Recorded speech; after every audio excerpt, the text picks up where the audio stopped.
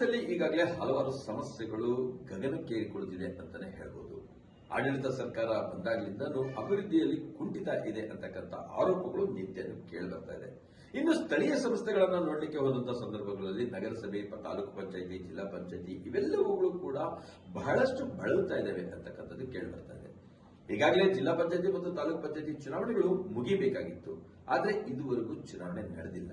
ಇನ್ನು ನಗರಸಭೆ, ಪುರಸಭೆ ವ್ಯಾಪ್ತಿನಲ್ಲಿ ನಡೀತಾ ಇರತಕ್ಕಂಥ ಬೆಳವಣಿಗೆಗಳನ್ನು ನಾವು ಗಮನಿಸಿಕೊಂಡ್ರೆ ಬಹುತೇಕ ನಗರಸಭೆ ಮತ್ತು ಪುರಸಭೆಗಳಲ್ಲಿ ಆಡಳಿತಾಧಿಕಾರಿಯ ಅಧಿಕಾರವೇ ಮುಂದುವರಿಯುತ್ತಾ ಇದೆ. ಇಲ್ಲಿ ಅಧ್ಯಕ್ಷ, ಉಪಾಧ್ಯಕ್ಷರ ಚುನಾವಣೆ ಕೂಡ ನಡೆದಿಲ್ಲ. ಇಂತಹ ಸಂದರ್ಭದಲ್ಲಿ ಆಯ್ಕೆ ಆಗಿರತಕ್ಕಂಥ ಚುನಾಯಿತ ಸದಸ್ಯರ ಪಾಡೇನು, ನಗರಸಭೆಯಲ್ಲಿ ನಡೀತಾ ಇರತಕ್ಕಂಥ ಸಮಸ್ಯೆಗಳೇನು, ನಗರಸಭಾ ಸದಸ್ಯರಾಗಿ ಆಯ್ಕೆಯಾದ ನಂತರ ಅವರ ಒಂದು ಬೆಳವಣಿಗೆಗಳು ಯಾವ ರೀತಿ ಇದೆ, ಜನರಿಗೋಸ್ಕರ ಏನಾದರೂ ಮಾಡಬೇಕು ಅಂತಕ್ಕಂಥ ಒಂದು ಆಸೆನ ಇಟ್ಕೊಂಡು ಬಂದಿರತಕ್ಕಂಥ ನಗರಸಭಾ ಸದಸ್ಯರಿಗೆ ಸರಿಯಾದ ಸ್ಪಂದನೆ ಸಿಗ್ತಾ ಇದೆಯಾ, ಇವೆಲ್ಲದರ ಬಗ್ಗೆ ಚರ್ಚೆ ಮಾಡಲಿಕ್ಕೆ ಇವತ್ತು ಚಿಕ್ಕಬಳ್ಳಾಪುರ ಜಿಲ್ಲೆ ಶಿಡ್ಲಘಟ್ಟ ನಗರದ ನಗರಸಭಾ ಸದಸ್ಯರಾಗಿರ್ತಕ್ಕಂಥ ಅನಿಲ್ ಅವರು ನಮ್ಮ ಜೊತೆನಲ್ಲಿದ್ದಾರೆ. ಅವರ ಸಮಸ್ಯೆಗಳೇನು, ಹೊಸದಾಗಿ ಇನ್ನು ನಗರಸಭೆಗೆ ಎಂಟ್ರಿ ಮಾಡ್ತಾ ಇರತಕ್ಕಂಥದ್ದು, ಈ ಸಂದರ್ಭದಲ್ಲಿ ಅವರ ಸಮಸ್ಯೆಗಳೇನು ಮತ್ತು ಅಭಿವೃದ್ಧಿಯ ಯೋಜನೆಗಳೇನು ಮತ್ತು ಅವರಿಗೆ ಸರ್ಕಾರದಿಂದ ಸಿಗ್ತಾ ಇರತಕ್ಕಂಥ ಅನುಕೂಲಗಳೇನು, ಇವೆಲ್ಲವನ್ನು ಕೂಡ ನಾವು ಅವರಿಂದನೇ ಕೇಳಿ ತಿಳ್ಕೊಳ್ಳೋಣ. ಸರ್ ನಮಸ್ತೆ. ಕಾರ್ಯಕ್ರಮಕ್ಕೆ ಬಂದಿರೋದಕ್ಕೆ ತುಂಬ ಹೃದಯದ ಸ್ವಾಗತ.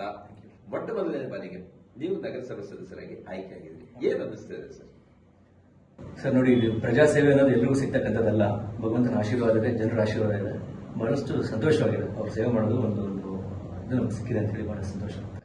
ಸರ್, ಒಬ್ಬ ನಗರಸಭಾ ಸದಸ್ಯರಾಗಿ ಆಯ್ಕೆ ಆಗೋದಕ್ಕೆ ಅನಿರೀಕ್ಷಿತವಾಗಿ ಬಂದ್ರ ಅಥವಾ ಉದ್ದೇಶಪೂರ್ವಕವಾಗಿ ಮೊದಲಿಂದ ಯೋಜನೆ ಹಾಕೊಂಡು ಆಗ್ಲೇಬೇಕು ಅಂತ ರಾಜಕೀಯಕ್ಕೆ ಬಂದ್ರ, ಏನಾಯ್ತು ನಿಮ್ಮ? ನನಗೆ ಬಯಸದೆ ಬಂದಿರತಕ್ಕಂಥ ಭಾಗ್ಯ. ನಾವು ನಮ್ಮ ವ್ಯಾಪಾರ ನೋಡ್ಕೊಂಡು ಇದ್ವಿ, ಅನ್ಕೊಳ್ಳದೆ ಈ ಒಂದು ಚುನಾವಣೆ ಬಂದಾಗ ನನ್ನ ಹೆಸರು ಪ್ರಸ್ತಾಪಕ್ಕೆ ಬಂತು.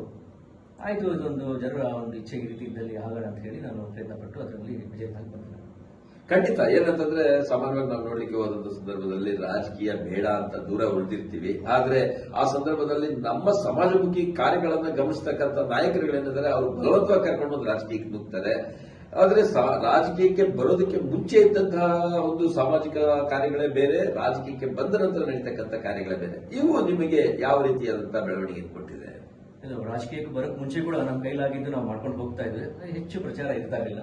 ಈಗ ಬಂದ್ಮೇಲೆ ಕೂಡ ನನಗಂತೂ ಅಷ್ಟು ವ್ಯತ್ಯಾಸ ಅಂತ ಅನಿಸ್ತಲ್ಲ, ಅದೇ ಕಾರ್ಯವನ್ನು ಮುಂದುವರ್ಸ್ಕೊಂಡು ಹೋಗ್ತಾ ಇದ್ವಿ. ಆದ್ರೆ ಈಗ ಏನಾಗುತ್ತೆ, ಸ್ವಲ್ಪ ಸಂಕ್ಷಿಪ್ತವಾಗಿ ನನ್ನ ವಾರ್ಡ್ಗೆ ಅಂತ ಸೀಮಿತ ಆಗುವಂತ ಸಂದರ್ಭ ಬಂದಿದೆ. ಸರ್, ಶಿಡ್ಲಘಟ್ಟ ನಗರದಲ್ಲಿ ನಗರಸಭೆಯಲ್ಲಿ ನಗರಸಭಾ ಸದಸ್ಯರಾಗಿ ಯಾವ ವಾರ್ಡ್ನಲ್ಲಿ ನೀವು ಏನು ಕಾರ್ಯ ಮಾಡ್ತಾ ಇದ್ರಿ ಮತ್ತು ಯಾವ ವಾರ್ಡ್ನಲ್ಲಿ ಆಯ್ಕೆ ಆಗಿದ್ರಿ ಮತ್ತು ನಿಮ್ಮ ವಾರ್ಡ್ನ ವ್ಯಾಪ್ತಿ ಎಷ್ಟಿದೆ? ನಾನು ಶಿಡ್ಲಘಟ್ಟ ನಗರದಲ್ಲಿ 11ನೇ ವಾರ್ಡ್ ಅನ್ನು ಆಯ್ಕೆಯಾಗಿ ಬಂದಿದ್ದೇನೆ. ಅದು ದೇಶದಪೇಟೆ ಮತ್ತು ಹುಲ್ಲೂರುಪೇಟೆ ಬರುತ್ತೆ ಮತ್ತು ಕುಂಬಾರಪೇಟೆ ಮುಖ್ಯ ರಸ್ತೆ ಕೂಡ ಬರುತ್ತೆ. ಓಕೆ. ಜನಸಂಖ್ಯೆ ನಿಮ್ಮಲ್ಲಿ? ಜನಸಂಖ್ಯೆ 1220 ಜನ ಇದೆ. ಓಕೆ ಸರ್, ಸಾಮಾನ್ಯವಾಗಿ ಏನು ಚುನಾವಣೆಗೆ ಅನಿರೀಕ್ಷಿತವಾಗಿ ನೀವು ಬಂದಿದ್ರಿಂದ ಈ ಒಂದು ಪ್ರಶ್ನೆ ಹಾಕ್ತೀನಿ. ಏನಂದ್ರೆ, ಈ ಬಂದಾಗ ಅಲ್ಲಿನ ಸಮಸ್ಯೆಗಳ ಬಗ್ಗೆ ನಿಮ್ಗೆ ಏನೂ ಅರಿವಿರೋದಿಲ್ಲ, ಏನು ಮಾಡಬೇಕು ಅನ್ನೋ ಆಸಕ್ತಿ ಇರೋದಿಲ್ಲ. ಮೀಡಿಯಾಗಳಲ್ಲಿ ಮತ್ತು ಪೇಪರ್ಗಳಲ್ಲಿ ಅಥವಾ ಸಿನಿಮಾಗಳಲ್ಲಿ ನೋಡಿದಂಥ ಸಂದರ್ಭಗಳಲ್ಲಿ ನಾನು ಏನೋ ಸಾಧನೆ ಮಾಡಬಹುದು ಅನ್ನೋ ಒಂದು ಆಸೆ ಕೂಡ ಇರುತ್ತೆ ಒಂದು ಅಧಿಕಾರ ಬಂದಾಗ. ಇಂಥದ್ದು ನಿಮಗೆ ಈಗ ಯಾವುದಾದ್ರೂ ಎದುರಾಗಿದೆಯಾ? ನೀವು ಆ ಕಲ್ಪನೆಯನ್ನ ಇಟ್ಕೊಂಡಿರ್ತಕ್ಕಂಥ ಸಂದರ್ಭದಲ್ಲಿ ಅದರ ಸಾಧನೆ ಆಗಿದೆಯಾ? ಪ್ರಯತ್ನದಲ್ಲಿ ಇದೀನಿ ಸರ್. ಈಗ ನಾನು ಚುನಾವಣೆಗೆ ನಿಂತಾಗ, ಕ್ಯಾನ್ವಾಸ್ ಅಂತ ಹೋದಾಗ ಜನರಿಂದ ಸಾಕಷ್ಟು ಬೈಬಳ ಕೂಡ ತಿಂದಿದ್ದಿಲ್ಲ. ಇದು ನನಗೆ ಹೊಸ ಅನುಭವ. ಯಾಕೆಂದ್ರೆ ನನಗೊಂದು ಅವಕಾಶ ಕೊಡಿ ಅಂತ ಕೇಳಿದಾಗ ಸಾಕಷ್ಟು ಜನರು ನೋಡಿದೀವಿ, ಅವ್ರು ಮಾಡೋ ಕೆಲಸ ನೀನು ಮಾಡೋ, ನೀನು ಹೋಗಪ್ಪ, ನಮ್ಗೆ ನೋಡಿ ಸಾಕಾಗಿದೆ ಅಂತ ಹೇಳಿ ಕಳಿಸಿದಾಗ ಅವತ್ತೊಂದು ನಿರ್ಧಾರ ಮಾಡ್ತೇನೆ. ಆಯ್ಕೆಯಾಗಿ ಬಂದಿದ್ದಲ್ಲಿ ನನ್ನ ಮಾತು ಉಳಿಸ್ಕೊಂಡು ನಾನು ಪ್ರಯತ್ನ ಮಾಡಲೇಬೇಕು ಅಂತ ಹೇಳಿ ಅವ್ರ ನಿಟ್ಟಿನಲ್ಲಿ ಪ್ರಯತ್ನ ಮಾಡ್ಕೊಂಡು ಬರ್ತಾ ಇದೆ. ನಮ್ಮ ವಾರ್ಡಲ್ಲಿ ವಿಶೇಷವಾಗಿ ಏನಾಗಿತ್ತು ಅಂತ ಹೇಳಿದ್ರೆ, ವಿಶೇಷವಾಗಿ ಕುಂಬಾರಪೇಟೆ ಭಾಗದಲ್ಲಿ ಹಲವಾರು ವರ್ಷಗಳಿಂದ ನೀರಿನ ಸಮಸ್ಯೆ ಇತ್ತು. ಒಂದು ಪರ್ಟಿಕ್ಯುಲರ್ ರಸ್ತೆಯಲ್ಲಿ ಅಂತ ಹೇಳಿದ್ರೆ 20 ವರ್ಷದ ಕುಡಿಯೋ ನೀರೇ ಇರಲಿಲ್ಲ. ನಾನು ಅವತ್ತು ನಿರ್ಧಾರ ಮಾಡಿದೆ, 6 ತಿಂಗಳೊಳಗಡೆ ನಾನು ಈ ರಸ್ತೆ ನೀರು ಕೊಡಲೇಬೇಕು ಅಂತ. ಅದು ಕೊಟ್ಟಾಯ್ತು. ಆಮೇಲೆ ಜನ ಇಲ್ಲಪ್ಪ ಏನೋ ಬರ್ತಾ ಇರೋ ಕೆಲಸ ನಾನು ಹೇಳಿದೆ, ನೋಡಪ್ಪ ಎಂದೂ ನಾನು ಮಾಡಿದೆ ಇನ್ನೊಂದು ನಾನು ಹೇಳಿಲ್ಲ, ನಾನು ಮಾತು ಕೊಟ್ಟಿದ್ದೆ, ಉಳಿಸ್ಕೊಳ್ಳೋ ನನ್ನ ಜವಾಬ್ದಾರಿ, ಅದು ಪ್ರಯತ್ನ ಮಾಡಿ ಅಂತ ಹೇಳಿ ಮಾಡಿ ಆ ನಿಟ್ಟಿನಲ್ಲಿ ಅದೊಂದು ಕೆಲಸ ನಮಗೆ ಸಾಕಷ್ಟು ಸಮಾಧಾನ ಕೊಟ್ಟಿದೆ. ಒಂದು ಸಮಸ್ಯೆ ಅಂದಾಗ ತಳ ಹಂತದಲ್ಲಿರ್ತಕ್ಕಂಥ ಸಮಸ್ಯೆ ಪರಿಹಾರ ಆಗ್ಬಿಟ್ರೆ ಇಡೀ ರಾಜ್ಯದ ಸಮಸ್ಯೆ ಪರಿಹಾರ ಆಗ್ಬಿಡುತ್ತೆ ಅಂತಕ್ಕಂಥ ಮಾತುಗಳು ಕೂಡ ಇದಾವೆ. ಹಾಗಾಗಿ ವಾರ್ಡ್ನ ಒಬ್ಬ ಪ್ರತಿನಿಧಿಯಾಗಿ ನಿಮ್ಗಿರ್ತಕ್ಕಂಥ ಜವಾಬ್ದಾರಿ ಬಹಳಷ್ಟು ಇರುತ್ತೆ, ದೊಡ್ಡ ಗಾತ್ರದಲ್ಲಿರುತ್ತೆ. ಅಲ್ಲಿರ್ತಕ್ಕಂಥ ಸಮಸ್ಯೆಗಳನ್ನ ಪರಿಹಾರ ಮಾಡಲೇಬೇಕಾಗಿರುತ್ತೆ. ಯಾಕಂದ್ರೆ ಕೂಗೆದ್ದೇಳೋದು ಅಲ್ಲಿಂದಾನೆ, ತಳ ಹಂತದಿಂದಾನೇ ಕೂಗೆದ್ದೇಳೋದು. ಹಾಗಾಗಿ ನಿಮ್ಮ ವಾರ್ಡ್ನಲ್ಲಿ ಏನೆಲ್ಲ ಸಮಸ್ಯೆಗಳಿದೆ ಸರ್ ನೀವು ನೋಡ್ಲಿಕ್ಕೆ ಹೋದ್ರೆ? ಸರ್, ನಮ್ಮ ವಾರ್ಡಲ್ಲಿ ಡೇ ಒನ್ ಇಂದ ನಾನು ಆಯ್ಕೆ ಬಂದಾಗಿಂದ ನಮ್ಗಿದ್ದಂಥ ಸಮಸ್ಯೆಗಳು ಅಂತ ಹೇಳಿದ್ರೆ ಬೀದಿ ದೀಪಗಳು ಇರಲಿಲ್ಲ. ಕ್ಲೀನಿಂಗ್ ಅಂತೂ ಸಾಕಷ್ಟು ಹಿಂದುಳಿದಾಗಿತ್ತು ಮತ್ತು ನೀರಿನ ಸಮಸ್ಯೆ. ಹಾಗಾಗಿ ನಿಮ್ಮ ವಾರ್ಡ್ನಲ್ಲಿ ಏನೆಲ್ಲ ಸಮಸ್ಯೆಗಳಿದೆ ಸರ್ ನೀವು ನೋಡ್ಲಿಕ್ಕೆ ಹೋದ್ರೆ? ಸರ್, ನಮ್ಮ ವಾರ್ಡಲ್ಲಿ ಡೇ ಒನ್ ಇಂದ ನಾನು ಆಯ್ಕೆ ಬಂದಾಗಿಂದ ನಮ್ಗಿದ್ದಂಥ ಸಮಸ್ಯೆಗಳು ಅಂತ ಹೇಳಿದ್ರೆ ಬೀದಿ ದೀಪಗಳು ಇರಲಿಲ್ಲ. ಕ್ಲೀನಿಂಗ್ ಅಂತೂ ಸಾಕಷ್ಟು ಹಿಂದುಳಿದಾಗಿತ್ತು ಮತ್ತು ನೀರಿನ ಸಮಸ್ಯೆ. ಈ ಮೂರು ಸಮಸ್ಯೆಗಳಿತ್ತು. ಈ ಮೂರು ಸಮಸ್ಯೆಗಳಿಗೆ ಏನಾದರೂ ಮಾಡಿ ನಾವು ಒಂದು ಬದಲಾವಣೆ ತರಬೇಕಂತ ಅಂದ್ರೆ ನೀರು, ನೈರ್ಮಲ್ಯ, ಬೀದಿ ದೀಪ ಇದು ಮೂಲಭೂತ ಸೌಕರ್ಯಗಳು. ನಾವು ಕೊಡಬೇಕಾಗಿರ್ತಕ್ಕಂಥ ಮೂಲಭೂತ ಸೌಕರ್ಯಗಳು. ನಗರಸಭಾ ಸದಸ್ಯನಾಗಿ ಜನರು ನಮ್ಮಿಂದ ಇಮಿಡಿಯೇಟ್ ಆಗಿ ನಿರೀಕ್ಷೆ ಮಾಡ್ತಕ್ಕಂಥ ಈ ಮೂರು ವಿಷಯಗಳು. ಇದರಲ್ಲಿ ಸಾಕಷ್ಟು ನಮ್ಮ ವಾರ್ಡ್ ಹಿಂದುಳಿದಿತ್ತು. ಅದನ್ನ ನಾನು ಬದಲಾವಣೆ ತರಬೇಕಂತ ಹೇಳಿ ಪ್ರಯತ್ನ ಮಾಡ್ತೀನಿ. ಅಲ್ಲ, ಹಾರ್ಟ್ ಆಫ್ ದ ಟೌನ್ ನಿಮ್ ವಾರ್ಡ್ ಹೇಳ್ಬೇಕು ಅಂತಂದ್ರೆ ನಗರಸಭೆಯಲ್ಲಿ ನಿಮ್ದು ವಾರ್ಡ್ ನೋಡ್ಲಿಕ್ಕೆ ಹೋದಂತ ಸಂದರ್ಭದಲ್ಲಿ ಅತ್ಯಂತ ಪ್ರಬುದ್ಧ ಮತದಾರ ಇರ್ತಕ್ಕಂಥದ್ದು, ಎಜುಕೇಟೆಡ್ ಇರ್ತಕ್ಕಂಥದ್ದು, ಇಷ್ಟೆಲ್ಲ ಇದ್ರು ಈ ಸಮಸ್ಯೆಗಳು ನಿಮ್ಮ ವಾರ್ಡಲ್ಲೂ ಇತ್ತು. ನಮ್ಮ ವಾರ್ಡಲ್ಲೂ ಇತ್ತು ಸರ್. ಯಾಕಿತ್ತು ಅಂತ ಹೇಳಿದ್ರೆ, ಈಗ ಒಂದು ನಗರಸಭೆ ಕಡೆಯಿಂದ ಆಗಬೇಕಾದ ಕೆಲಸಗಳು ಆಗಲಿಲ್ಲ. ಈ ಒಂದು ರಾಜಕೀಯ ದುಮರಾಟಗಳಲ್ಲಿ ಅದು ಮತ್ತೊಂದು ಹಲವಾರು ವಿಷಯಗಳಿರುತ್ತೆ. ಯಾವುದೋ ಒಂದು ಅಭಿವೃದ್ಧಿ ಆಗಲಿಲ್ಲ ಅಂತ ಹೇಳಿದ್ರೆ ಹಲವಾರು ಕಾರಣಗಳಿತ್ತು. ಇವೆಲ್ಲವನ್ನ ಒಂದು ಸ್ಟ್ರೀಮ್ ಲೈನ್ ತರಬೇಕು ಅಂತ ಹೇಳಿ ನಾನು ಪಣ ತೊಟ್ಟಿದ್ದೆ. ಆ ನಿಟ್ಟಿನಲ್ಲಿ ನನ್ನ ಪ್ರಯಾಣ ಸಾಗ್ತಾ ಇದೆ. ಸರ್, ಆಯ್ಕೆಯಾಗಿ ಈಗ 2 ವರ್ಷ ಕಳೆದಿರ್ಬೋದು, ಗೊತ್ತಿಲ್ಲ. 5 ವರ್ಷ ಆಯ್ತು. 5 ವರ್ಷದಲ್ಲಿ ನೀವು ಏನೆಲ್ಲ ಸಾಧನೆಗಳು ಮಾಡಿದ್ರಿ ಸರ್ ನಿಮ್ಮ ವಾರ್ಡ್ನಲ್ಲಿ? ನಾವು ಕೇಳಬಾರದು ಸರ್. ಸಾಧನೆ ಅನ್ನೋದಕ್ಕಿಂತ ನನ್ನ ಜವಾಬ್ದಾರಿ ಅಂತ ಹೇಳ್ತೀನಿ. ಮುಖ್ಯವಾಗಿ ನನಗೆ ಆಯ್ಕೆಯಾಗಿ ಬಂದ್ಮೇಲೆ ಬಂದಿರತಕ್ಕಂಥ ಒಂದು ಬಹುದೊಡ್ಡ ಸವಾಲು ಅಂತ ಹೇಳಿದ್ರೆ ಕೋವಿಡ್ ಬಂದಾಗ ಇಡೀ ಊರೇ ಸ್ಮಶಾನ ಆಗಿತ್ತು. ಆಗ ನಾನು ಯೋಚನೆ ಮಾಡಿದೆ, ನನ್ನ ಜನ ಆಯ್ಕೆ ಮಾಡಿದ್ರೆ ಅವ್ರು ನಾನು ಏನ್ ಮಾಡಬಲ್ಲೆ ಅಂತ ಯೋಚನೆ ಮಾಡಿದಾಗ ವ್ಯಾಕ್ಸಿನ್ ಬಂದಾಗ ಏನ್ ಮಾಡಿದೆ ಅಂತ ಹೇಳಿದ್ರೆ, ನಾನು ನಮ್ಮ ವಾರ್ಡನ್ ವಾಟ್ಸ್ಆಪ್ ಗ್ರೂಪ್ ಕ್ರಿಯೇಟ್ ಮಾಡಿದ್ವಿ. ಅಷ್ಟು ಮನೆಗಳ ಗ್ರೂಪ್ ನಂಬರ್ಸ್ ನಮ್ಮಲ್ಲಿದೆ. ಪ್ರತಿಯೊಂದನ್ನು ನಾವು ಅಪ್ಡೇಟ್ ಮಾಡ್ತಾ ಇರ್ತೀವಿ. ಆ ಗ್ರೂಪ್ ಅಲ್ಲಿ ನಾನು ಹೇಳಿದೆ, ಈ ತರ ವ್ಯಾಕ್ಸಿನ್ ಬಂದಿದೆ, ಎಲ್ಲ ಹಾಕ್ಸ್ಕೊಳ್ಳಿ ಅಂತ ಹೇಳಿ. ಯಾರು ಸ್ಪಂದಿಸಲಿಲ್ಲ ಜನ. ಆವಾಗ ನಾನು ಏನ್ ಮಾಡಿದೆ, ನಮ್ಮ ತಂದೆಯವರಿಗೆ ಅವಾಗ ಸುಮಾರು 68 ವರ್ಷ ವಯಸ್ಸಿತ್ತು. ನಾನು ಅವ್ರನ್ನ ಕರ್ಕೊಂಡು ಹೋಗಿ ಮೊದಲನೇ ವ್ಯಾಕ್ಸಿನ್ ಅವ್ರಿಗೆ ಹಾಕ್ಸ್ಬಿಟ್ಟು ನಾನು ಗ್ರೂಪ್ ಅಲ್ಲಿ ಶೇರ್ ಮಾಡಿದೆ. 2 ದಿವಸ ಬಿಟ್ಟು ನಮ್ಮ ತಂದೆಯವ್ರಿಗೆ ಹಾಕ್ಸಿದ್ದೀನಿ, ಸಂಪೂರ್ಣವಾಗಿ ಆರೋಗ್ಯವಂತರಾಗಿದ್ದಾರೆ, ಯಾವುದೇ ರೀತಿ ಸೈಡ್ ಎಫೆಕ್ಟ್ ಇಲ್ಲ, ದಯವಿಟ್ಟು ಬನ್ನಿ ಅಂತ. ಜನ ಆದ ನಂತರ ತಮ್ಮಿಂದ ತಾವೇ ಸ್ವಯಂ ಪ್ರೇರಿತರಾಗಿ ಬಂದರು. ಮತ್ತೆ ಆಟೋಗಳ ವ್ಯವಸ್ಥೆ, ಮತ್ತೊಂದು ವ್ಯವಸ್ಥೆ ನಾವು ಮಾಡಿದ್ವಿ, ಕರ್ಕೊಂಡು ಹೋದ್ವಿ. 1ನೇ ಡೋಸ್ ಬಂದ್ರು, 2ನೇ ಡೋಸ್ ಬಂದ್ರು, ಬೂಸ್ಟರ್ ಡೋಸ್ ಕೂಡ ಹಾಕ್ಸಿದ್ವಿ. ಸೊ ನಮ್ಮ ವಾರ್ಡಲ್ಲಿ ಇಡೀ ಶಿಡ್ಲಘಟ್ಟೆಯಲ್ಲಿ ಹೆಮ್ಮೆಯಿಂದ ಹೇಳಬಲ್ಲೆ 99.36% ವ್ಯಾಕ್ಸಿನ್ ನಮ್ಮ ವಾರ್ಡಲ್ಲಿ ಆಗಿದೆ. ಇದಕ್ಕೆ ನಮಗೆ ತಾಲೂಕು ಆಡಳಿತದಿಂದ ಮತ್ತು ಜಿಲ್ಲಾಧಿಕಾರಿಯಿಂದ ಅಪ್ರಿಷಿಯೇಟ್ ಕೂಡ ಸಿಕ್ತು. ಅದೊಂದು ದೊಡ್ಡ ಒಂದು ಚಾಲೆಂಜ್ ಆಗಿತ್ತು ನನಗೆ ಆ ಕೆಲಸ ಮುಗಿಸ್ಕೊಂಡು. ಮತ್ತೆ ಸಾಕಷ್ಟು ಜನ ಬಳಸ್ತಾರೆ. ಅಂದ್ರೆ ನೀವು ಜನರಿಗೆ ಅರಿವು ಮೂಡಿಸೋದಕ್ಕೋಸ್ಕರ ನಿಮ್ಮ ತಂದೆಯವ್ರನ್ನೇ ಪ್ರಾಯೋಗಿಕವಾಗಿ ಸಮಾಜಕ್ಕೆ ಕೊಟ್ಟಿದ್ದೀರಿ. ಯಾಕೆಂದ್ರೆ ಏನೇ ಬದಲಾವಣೆ ಆಗ್ತದೆ ಅದು ನನ್ನಿಂದ ಬದಲಾಗಬೇಕು. ನಾನು 100 ಜನಕ್ಕೆ 100 ಹೇಳ್ಬೋದು.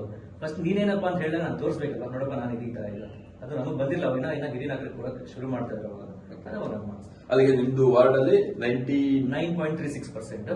ಮತ್ತೆ ನಾವು ಇದನ್ನ ನಾವು ರೆಕಾರ್ಡ್ ಮಾಡಿದ್ವಿ. ಅದಕ್ಕೊಂದು ಬುಕ್ ಮಾಡಿ ಪ್ರತಿಯೊಬ್ಬರು ಮೊಬೈಲ್ ನಂಬರ್ ಬರೆದು ಅವ್ರಿಗೆ ಎಷ್ಟನೇ ಡೋಸ್, 1, 2, 3 ಡೋಸ್ ಇದೆ, ಯಾವ ತೇದಿ ದಿವಸ ಆಗ್ತದೆ ಅಂತ ಹೇಳಿ ರೆಕಾರ್ಡ್ ಮಾಡಿ ಆ ಬುಕ್ ನ ನಗರಸಭೆಗೆ ಹಸ್ತಾಂತರ ಮಾಡಿದ್ರು. ಅಲ್ಲಿಂದ ತಾಲೂಕು ಆಡಳಿತ ಕೂಡ ಆಯ್ತು.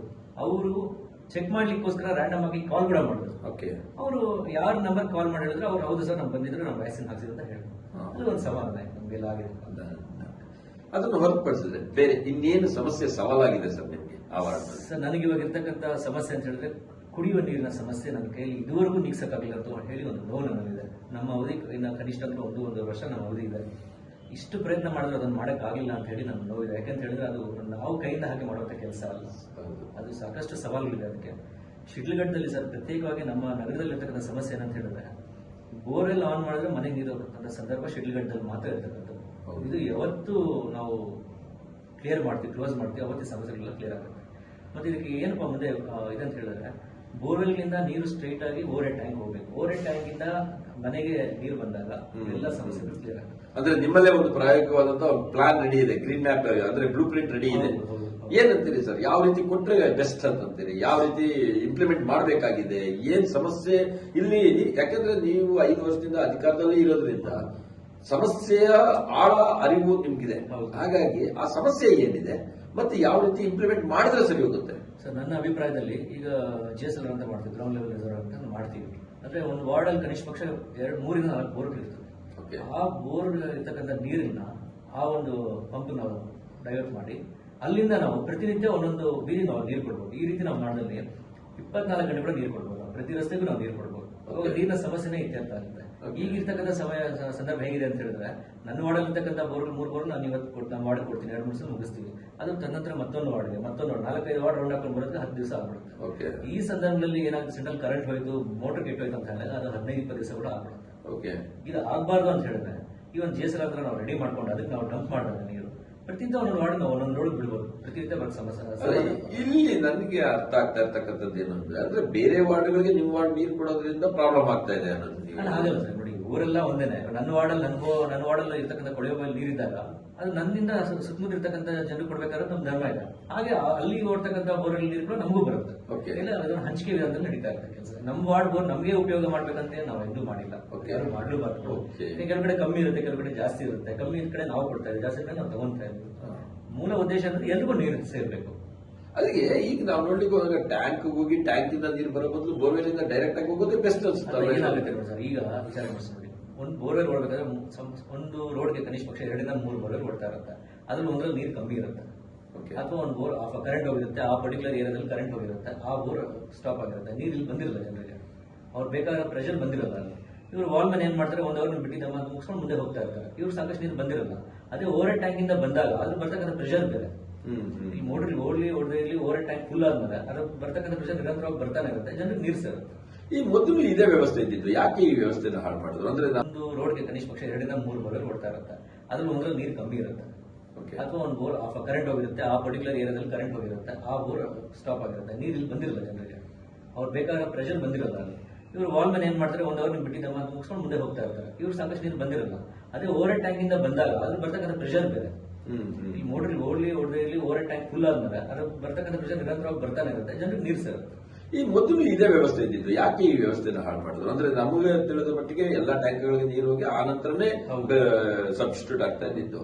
ಯಾಕೆ ಈಗ ಪ್ಲಾನ್ ಯಾಕೆ ಚೇಂಜ್? ಇದು ನೋಡಿ, ಇದು ಕೂಡ ನನಗೊಂದು ಯಕ್ಷ ಪ್ರಶ್ನೆ ಉಳಿದಿದೆ. ಇವಾಗ ನನ್ನ ವಾರ್ಡ್ ನಲ್ಲಿ ಇದಕ್ಕೆ ಮುಂಚೆ ಇರ್ತಕ್ಕಂಥ ನಗರಸಭಾ ಸದಸ್ಯರು ಕಳೆದ ಒಂದು 20 ವರ್ಷ ಹಿಂದೆ ಇರಬೇಕಾದ್ರೆ ಪ್ರತಿನಿತ್ಯ ಅಥವಾ 2 ದಿವಸಕ್ಕೊಂದ್ಸಲ ಕುಡಿಯೋ ನೀರು ಕೊಡ್ತಾ ಇದ್ರಂತೆ. ಇದೇ ಓವರ್ ಟ್ಯಾಂಕ್ ಇಂದ ಬರ್ತಕ್ಕಂಥದ್ದು. ಕ್ರಮೇಣ ಬರ್ತಾ ಅದು ಯಾವ ಮಟ್ಟಿಗೆ ಬಂದಿದೆ ಅಂತ ಹೇಳಿದ್ರೆ ಈಗ 1-1.5 ತಿಂಗಳು ಒಂದ್ಸಲ ನೀರು ಬರ್ತಾ ಇದೆ. ಆಗ ಜನರಿಗೆ ನಾವು ಯಾವ ತರ ನಾವು ಉತ್ತರ ಕೊಡೋಕ್ಕಾಗುತ್ತೆ? ಹಾಗಾಗಿ ಇವೆಲ್ಲ ಉದ್ಭವಗಳಾಯ್ತು. ನಾವು ಕೊಳೆ ಬಾವಿ ಕೊಡಿಸಿದ್ವಿ, ಅದರಿಂದ ಒಂದು ಪೈಪ್ಲೈನ್ ಮಾಡಿದ್ವಿ, ಮನೆಗೆ ಇದೇ ಕೊಡೋಣ ಅಂತ ಹೇಳಿ ಈ ಇಚ್ಛೆ ಒಂದು ಸ್ಟಾರ್ಟ್ ಆಗಿದೆ ಶಿವಗಡ್ಡೆ. ಆದ್ರೆ ನಗರಸಭೆಯಲ್ಲಿ ಕೋಟ್ಯಾಂತರ ರೂಪಾಯಿ ದುಡ್ಡು ಬರೀ ಕುಡಿಯೋ ನೀರಿನ ವ್ಯವಸ್ಥೆಗೆ ಖರ್ಚಾಗ್ತಾ ಇದೆಯಲ್ಲ, ಆದ್ರೂ ನೀರಿಲ್ಲ ಅಂದ್ರೆ ಹೇಗದು? ಸರ್ ನೋಡಿ, ಪೇಪರ್ ಮೇಲೆ 100 ಇರ್ಬೋದು, ಆದ್ರೆ ವಾಸ್ತವಾಂಶಕ್ಕೆ ಬಂದಾಗ ಅಲ್ಲಿ ಗೊತ್ತಾಗುತ್ತೆ ವಿಚಾರಗಳು ಯಾವ ತರ ಇದೆ ಅಂತ ಹೇಳಿ. ಅಷ್ಟು ದುಡ್ಡು ಇದ್ದಿದ್ದಾಗಿದ್ದಲ್ಲಿ ಶಿಡ್ಲಘಟ್ಟ ಎಷ್ಟು ಅಭಿವೃದ್ಧಿ ಆಗಬೇಕಾಗಿತ್ತಲ್ಲ. ನಿಮಗೆ ಗೊತ್ತಿದ್ದಂಗೆ ಶಿಡ್ಲಘಟ್ಟ ನಗರಸಭೆ ಈಗ ಹಾಲಿ ನನ್ನ ಮಾಹಿತಿ ಪ್ರಕಾರ ಒಂದು 3.5-4 ಕೋಟಿಯಷ್ಟು ಸಾಲದಲ್ಲಿದೆ. ಇಂಥ ಸಂದರ್ಭದಲ್ಲಿ ನಾವು ಅಭಿವೃದ್ಧಿಗೆ ಯಾವ ರೀತಿ ನಾವು ಮುಂದೆ ಹೋಗಕ್ಕಾಗತ್ತೆ? ಆದ್ರೆ ಈ ಸಂದರ್ಭದಲ್ಲಿ ನೀವು ಕೂಡ ಸ್ವಂತ ಖರ್ಚಿಂದ ನೀರು ಕೊಟ್ರಿ ಅಂತಕ್ಕಂಥದ್ದು ಪಬ್ಲಿಕ್ ಇಂದಾನೇ ಕೇಳ್ಬಿಟ್ಟಿದೀವಿ. ನಾವು ಬಹಳಷ್ಟು ಟ್ಯಾಂಕರ್ಗಳು ಕೊಡ್ತಿದ್ವಿ. ಏನಾಯ್ತು, ಸಮಸ್ಯೆ ಏನಾಯ್ತು ಆಕ್ಚುಲಿ? ಶಿಡ್ಲಘಟ್ಟ ನಗರಸಭೆಯಲ್ಲಿ ನಾವು ಆಯ್ಕೆಯಾಗಿ ಬಂದಾಗ ಗುತ್ತಿಗೆದಾರರು ದೇವರಾಜ್ ಅಂತ ಒಬ್ಬರಿದ್ರು. ಅವರು ಇದ್ದಷ್ಟು ದಿವಸ ಇಡೀ ನಗರದಲ್ಲಿ ಯಾವುದೇ ರೀತಿ ಸಮಸ್ಯೆ ಇರಲಿಲ್ಲ. ಬೋರ್ವೆಲ್ ರಿಪೇರಿ ಅಂತ ಹೇಳಿದಂಗೆ ಅವರೇ ಬಂದಿರೋರು ಒಂದು ಅರ್ಧ ದಿನ 1 ತಿಂಗಳು ರೆಡಿ ಮಾಡಿ ಹೋಗ್ತಾ ಇದ್ರು. ಒಮ್ಮೆ ಅವ್ರು ರಿಪೇರಿ ಮಾಡಿದಾಗ ಸುಮಾರು ಒಂದು 6-7 ತಿಂಗಳು ಮತ್ತೆ ಅದ್ರ ಕೈ ಇಡಂತ ಕೆಲಸ ಇರಲಿಲ್ಲ. ಕ್ರಮೇಣ ಏನಾಯ್ತು ಅಂತ ಹೇಳಿದ್ರೆ ಗುತ್ತಿಗೆದಾರರು ಬದಲಾವಣೆ ಆದರು. ಆ ಬದಲಾವಣೆ ಆದ್ಮೇಲೆ ನಮ್ಗೆ ಈ ಸಮಸ್ಯೆ ಬಂತು. 5 ವರ್ಷದಿಂದ ಅವರೇ ಇದ್ರು, ಇವಾಗ ಒಂದು 1 ವರ್ಷದಿಂದ ಇವ್ರು ಇನ್ನೊಬ್ರು ಬಂದಿದ್ದಾರೆ. ಅವ್ರು ಬಂದಾಗಿಂದ ಬಹುಶಃ ಅವ್ರಿಗೆ ಅದರಿಂದ ಅದ್ರ ಬಗ್ಗೆ ಅಷ್ಟು ಒಂದು ತಿಳುವಳಿಕೆ ಇದೆಯೋ ಇಲ್ವೋ, ಅದು ರಿಪೇರಿ ಮಾಡ್ತಕ್ಕಂಥವ್ರು ಅದ್ರ ಬಗ್ಗೆ ಅಷ್ಟೊಂದು ಕಾಳಜಿ ವಹಿಸಿದಾರೆ ಗೊತ್ತಿಲ್ಲ. ಅವಾಗ ಸಮಸ್ಯೆ ಉದ್ಭವ ಆಯ್ತು. ನಮ್ಮ ವಾರ್ಡ್ಗೆಲ್ಲ ಇಡೀ ನಗರಕ್ಕೆ ಉದ್ಭವ ಆಯ್ತು. ಯಾವ ಪರಿಸ್ಥಿತಿ ಬಂದ್ಬಿಡ್ತು ಅಂತ ಹೇಳಿದ್ರೆ, ಒಂದು ವಾರ್ಡ್ ಅಲ್ಲಿ ಒಂದು ಬೋರ್ನ ಇವತ್ತು ಕೊಳೆ ಬಾವಿ ಮೋಟರ್ನ ಲಿಫ್ಟ್ ಮಾಡ್ತಾರೆ ಅಂತ ಹೇಳಿದ್ರೆ ಮತ್ತೆ 3 ದಿವಸ ಮತ್ತೆ ಲಿಫ್ಟ್ ಮಾಡುವಂತ ಕೆಲಸ.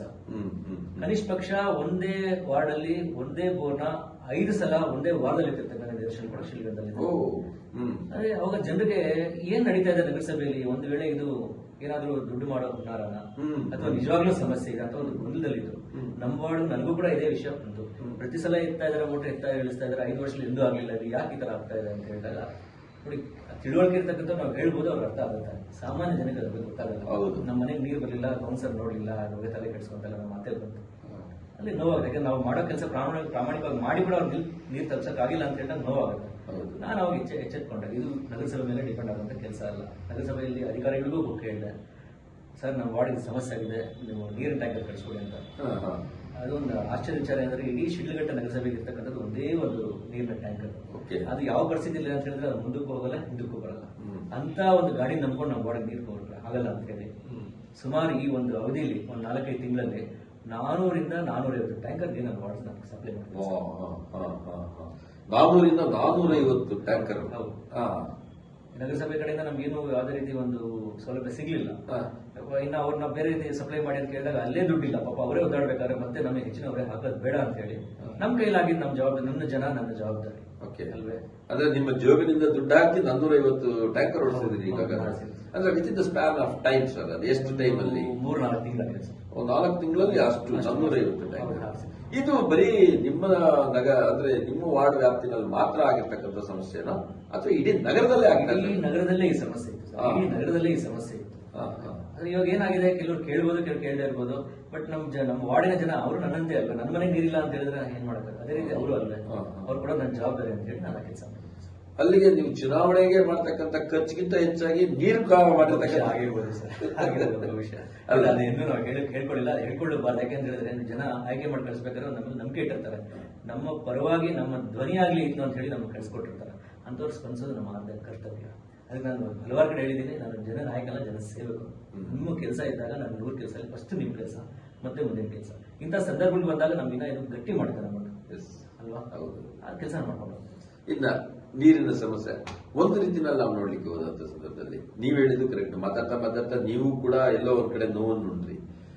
ಇದೊಂದು ರೀತಿಯಲ್ಲಿ ಮಾಫಿಯಾ ಆಗಿದೆ ಅಂತ ಅನ್ಸಲ್ವಾ ಎಲ್ಲೋ ಒಂದ್ ಕಡೆ? ಅಂದ್ರೆ ಈಗ ನಮಗೆ ಬಂದಿರತಕ್ಕಂಥ ದೂರುಗಳನ್ನ ನಾವು ನೋಡ್ಲಿಕ್ಕೆ ಹೋದಂತ ಸಂದರ್ಭದಲ್ಲಿ ಆ ಕೊಳವೆ ಬಾವಿಗಳಿಂದ ಮೋಟರ್ಗಳನ್ನ ತೆಗೆದು ಮಾರ್ಕೊಂತಾರೆ, ಕೇಬಲ್ ತೆಗೆದು ಮಾರ್ಕೊಂತಾರೆ, ಪೈಪ್ಗಳು ತೆಗೆದು ಮಾರ್ಕೊಂತಾರೆ, ಜನರಿಗೆ ನೀರು ಕೊಡೋದಕ್ಕಿಂತ ಅಲ್ಲೆಲ್ಲ ಲೂಟಿ ಹೊಡೆಯೋದೇ ಜಾಸ್ತಿ ಆಗಿದೆ. ಇಂಥ ಆರೋಪಗಳು ಸಾರ್ವಜನಿಕ ವಲಯದಲ್ಲಿ ಜಾಸ್ತಿ ಇದೆ. ಇದು ನಿಮ್ಗೆ ಈ 5 ವರ್ಷದ ಅಧಿಕಾರದ ಅವಧಿನಲ್ಲಿ ಎಲ್ಲಾದ್ರೂ ಒಂದ್ ಕಡೆ ಕಾಣಿಸ್ಕೊಂತ ಸರ್ ನಿಮ್ಗೆ? ಸರ್ ಅದು 5 ವರ್ಷದ ಅವಧಿಯಲ್ಲಿ ಎಂದೂ ಕಾಣಿಸಿಲ್ಲ. ಇತ್ತೀಚೆಗಂತೂ ಅದು ಅನಿಸ್ತಾ ಇದೆ, ಜನಸಾಮಾನ್ಯರು ಕೂಡ ಮಾತಾಡ್ಕೊಂತ ಈ 5 ವರ್ಷದ ಅಧಿಕಾರದ ಅವಧಿಯಲ್ಲಿ ಎಲ್ಲಾದ್ರೂ ಒಂದ್ ಕಡೆ ಕಾಣಿಸ್ಕೊಂತ